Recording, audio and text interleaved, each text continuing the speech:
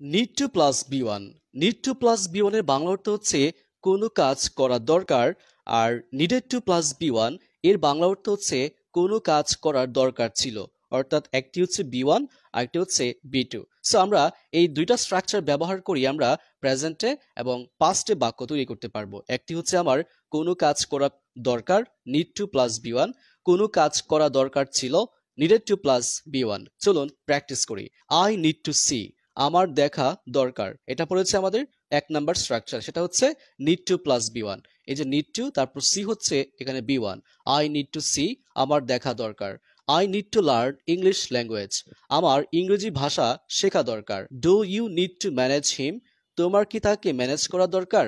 এটা আমরা ইন্টারোগেটিভ বাক্য তৈরি করেছি। যেহেতু প্রেজেন্ট টেন্সে আছে, তো আমরা প্রেজেন্ট টেন্সে যে ভার্বটা আছে ডু, যেহেতু সাবজেক্ট ইউ, তাহলে ডু আসবে। Do you need to manage him, তোমার কি তাকে ম্যানেজ করা দরকার?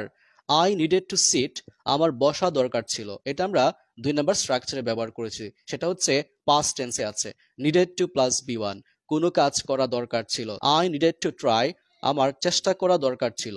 Did you need to buy a phone, তোমার কি একটি ফোন কেনা দরকার ছিল?